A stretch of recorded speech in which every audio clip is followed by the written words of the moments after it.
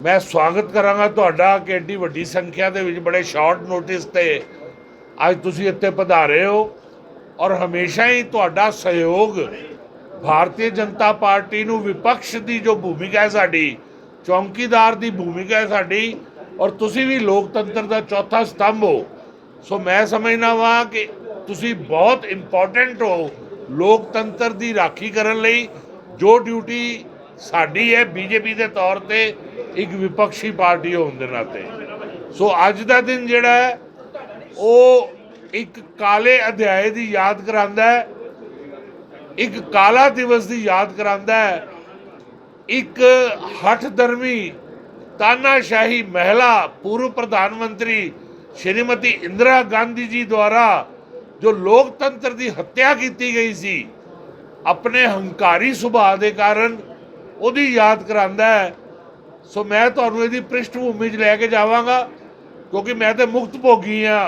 आप मेरे पिता जी वो 19 महीने तक लगभग जेल ਦੇ ਵਿੱਚ ਰਹੇ ਸੀ, ਐਮਰਜੈਂਸੀ ਦੇ ਵਿੱਚ ਰਾਸ਼ਟਰੀ ਸਵੈਮ ਸੇਵਕ ਦੇ ਸੰਘ ਦੇ ਉਹ ਕਾਰਜਕਰਤਾ ਸੀਗੇ।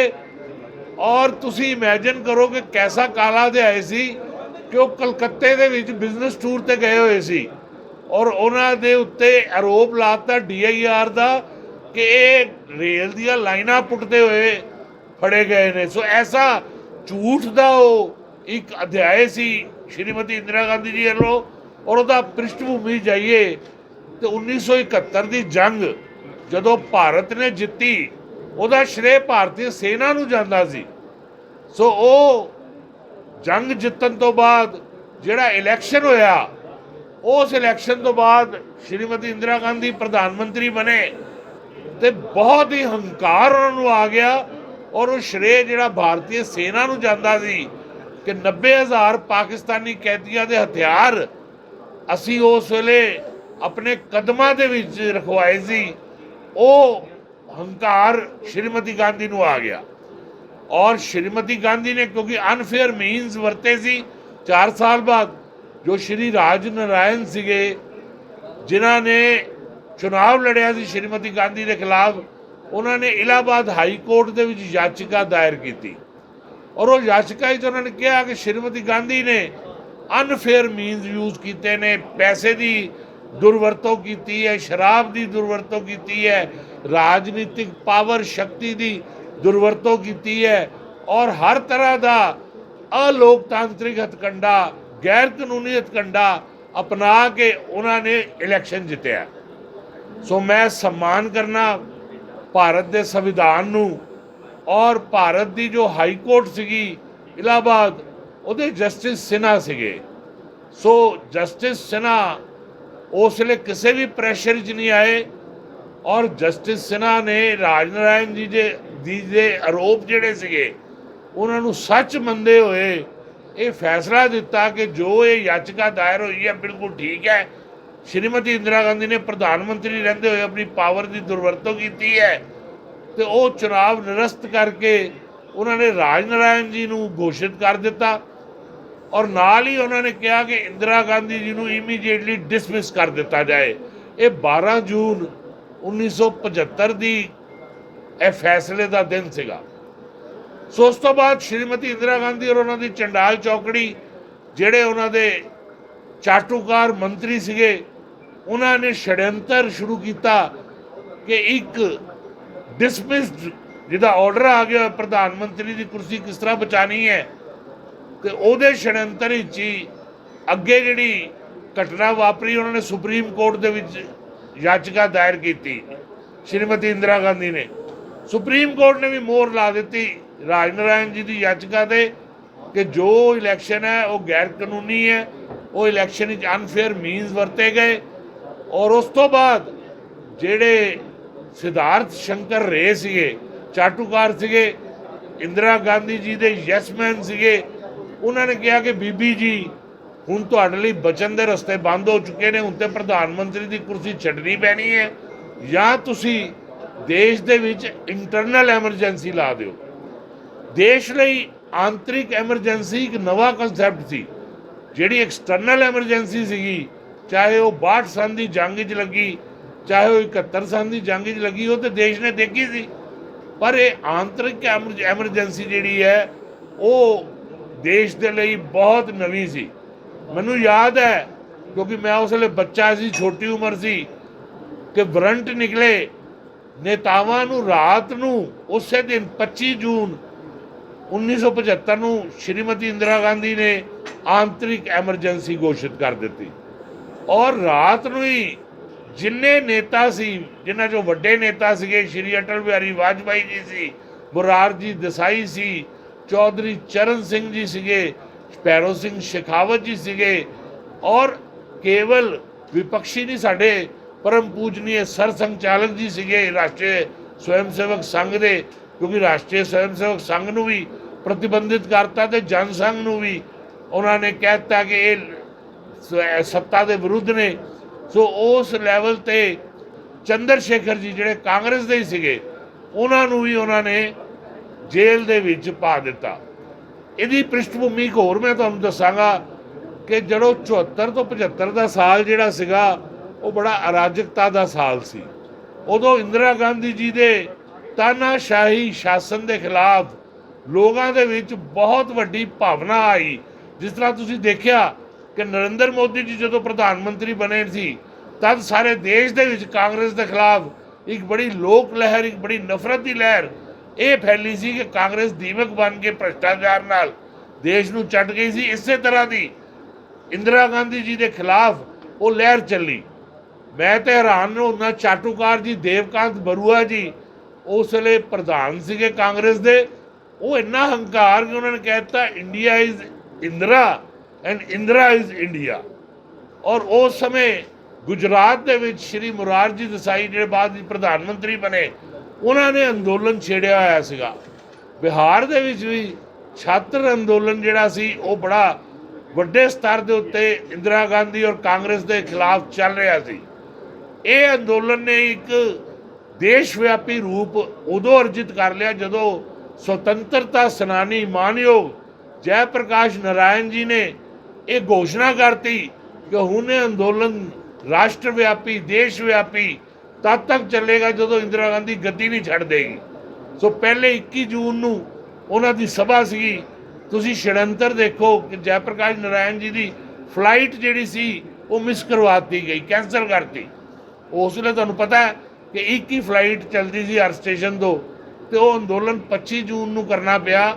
ਔਰ 25 ਜੂਨ ਨੂੰ ਜਿਸ ਵੇਲੇ ਏਡੀ ਵੱਡੀ ਸੰਖਿਆ 'ਚ ਲੱਖਾਂ ਦੀ ਤਾਦਾਦ ਦੇ ਵਿੱਚ ਰਾਸ਼ਟਰ ਭਗਤ, ਦੇਸ਼ ਭਗਤ, ਦੇਸ਼ਵਾਸੀ ਇੰਦਰਾ ਗਾਂਧੀ ਜੀ ਔਰ ਉਹਨਾਂ ਦੀ ਅਲੋਕਤਾਂਤਰਿਕ ਕਾਂਗਰਸ ਸਰਕਾਰ ਦੇ ਖਿਲਾਫ ਇਕੱਠੇ ਹੋ ਗਏ, ਤੇ ਉਸ ਤੋਂ ਡਰ ਕੇ ਰਾਤ ਨੂੰ ਇਹ ਐਮਰਜੈਂਸੀ ਲੱਗੀ ਸੀਗੀ। ਔਰ ਐਮਰਜੈਂਸੀ ਵੀ ਕੀ ਲੱਗੀ ਸੀਗੀ ਕਿ ਜਨਤਾ ਦੀ ਆਵਾਜ਼ ਤੇ ਤਾਲਾ, ਜਿੰਨੇ ਵੱਡੇ ਨੇਤਾ ਸੀ ਲਗਭਗ ਉਹਦੇ ਵਿੱਚ 2 ਧਾਰਾ ਲਾਈਆਂ ਗਈਆਂ, ਇੱਕ ਮੀਸਾ ਲਾਈ ਗਈ, ਇੱਕ DIR ਲਾਈ ਗਈ। ਇਹਦੇ ਇਲਾਵਾ ਇਹਦੇ ਵਿੱਚ ਰਾਜਨੇਤਾ ਲਗਭਗ 1,10,000 ਰਾਜਨੇਤਾ ਜਿਹੜੇ ਕਿ ਹਰ ਪ੍ਰਮੁੱਖ ਵਿਪਕਸ਼ੀ ਪਾਰਟੀ ਦੇ ਸੀ, ਉਹਨਾਂ 'ਚੋਂ ਕਾਂਗਰਸ ਪਾਰਟੀ ਦੇ ਵੀ ਉਹ ਲੋਕ ਸੀ ਜਿਹੜੇ ਇੰਦਰਾ ਗਾਂਧੀ ਨਾਲ ਸਹਿਮਤ ਨਹੀਂ ਸੀ, ਉਹਨਾਂ ਦੀ ਧਰ ਪਕੜ ਕਰ ਲਈ ਗਈ। ਔਰ ਲਗਭਗ 2 ਲੱਖ ਤੋਂ ਵੱਧ ਜਨਰਲ ਨੇ ਪਬਲਿਕ, ਜਿਹਦੇ 'ਚ ਪੱਤਰਕਾਰ ਵੀ ਸੀਗੇ, ਜਿਹਦੇ 'ਚ ਵਪਾਰੀ ਵੀ ਸੀਗੇ, ਜਿਹਦੇ 'ਚ ਸਰਵਿਸ ਕਰਨ ਵਾਲੇ ਨੌਕਰੀ ਪੇਸ਼ਾ ਵੀ ਸੀਗੇ, ਕਿ ਜਿਹੜਾ ਸਰਕਾਰ ਦੇ ਖਿਲਾਫ ਬੋਲਦਾ ਸੀ ਉਹਦਾ ਮੂੰਹ ਬੰਦ ਕਰਨ ਲਈ ਉਹਨਾਂ ਨੂੰ ਜੇਲ੍ਹਾਂ 'ਚ ਠੂਸ ਦਿੱਤਾ ਗਿਆ। ਔਰ ਆਰੋਪ ਇਹ ਲਾਏ ਗਏ ਕਿ ਇਹ ਰਾਸ਼ਟਰ ਵਿਰੋਧੀ ਕਾਰਵਾਈ ਕਰ ਰਹੇ ਨੇ, ਇਹ ਰਾਸ਼ਟਰ ਦੀ ਸੰਪत्ति ਨੂੰ ਨੁਕਸਾਨ ਕਰ ਰਹੇ ਨੇ, ਇਹ ਰਾਸ਼ਟਰ ਦੀ ਏਕਤਾ ਨੂੰ ਨੁਕਸਾਨ ਕਰ ਰਹੇ ਨੇ। ਔਰ ਉਹ ਐਮਰਜੈਂਸੀ ਲਗਾ ਕੇ ਲੋਕਾਂ ਦੀ ਆਵਾਜ਼ ਬੰਦ ਕੀਤੀ ਗਈ, ਚਾਹੇ ਉਹ ਨਸਬੰਦੀ ਦਾ ਜਿਹੜਾ ਤਾਨਾਸ਼ਾਹੀ ਨਿਰਣੇ ਸੀਗਾ ਸੰਜੇ ਗਾਂਧੀ ਦਾ। ਸੰਜੇ ਗਾਂਧੀ ਜੋ ਇੰਦਰਾ ਗਾਂਧੀ ਜੀ ਦੇ ਬੇਟੇ ਸੀ, ਉਹ ਬਿਨਾਂ ਕੋਈ ਜ਼ਿੰਮੇਵਾਰੀ ਹੋਣ ਦੇ ਨਾਤੇ ਉਹਨਾਂ ਨੇ ਐਡਾ ਵੱਡਾ ਉਸ ਵੇਲੇ ਨਰਸੰਹਾਰ ਕੀਤਾ ਕਿ ਉਹਨਾਂ ਨੇ ਕਈਆਂ ਦੀ ਜਬਰਨ ਨਸਬੰਦੀ ਕਰਾ ਦਿੱਤੀ। ਤੁਰਕਮਾਨ ਗੇਟ ਦਾ ਜੋ ਹਾਦਸਾ ਹੋਇਆ, ਉਹ ਵੀ ਤੁਹਾਡੇ ਬੁਲਡੋਜ਼ਰ ਚੱਲਣੇ ਸ਼ੁਰੂ ਹੋ ਗਏ, ਲੋਕਾਂ 'ਤੇ ਜ਼ੁਲਮ ਹੋਣਾ ਸ਼ੁਰੂ ਹੋ ਗਿਆ। ਉਹ ਜ਼ੁਲਮ ਹੋਏ ਕਿ ਮੁਗਲ ਸ਼ਾਸਨ ਦੇ ਕੀਤੇ ਹੋਏ ਜ਼ੁਲਮ ਜਿਹੜੇ ਭਾਰਤ 'ਤੇ ਸੀਗੇ, ਅੰਗਰੇਜ਼ਾਂ ਦੇ ਕੀਤੇ ਹੋਏ ਜ਼ੁਲਮ ਜਿਹੜੇ ਭਾਰਤ 'ਤੇ ਸੀਗੇ, ਉਹ ਵੀ ਜਿਹੜੇ ਸੀ ਉਹ ਭੁਲਾ ਦਿੱਤੇ। ਔਰ ਹਰ ਇੱਕ ਦਾ ਮੂੰਹ ਬੰਦ ਕਰਨ ਦਾ ਪ੍ਰਯਾਸ ਕੀਤਾ ਗਿਆ।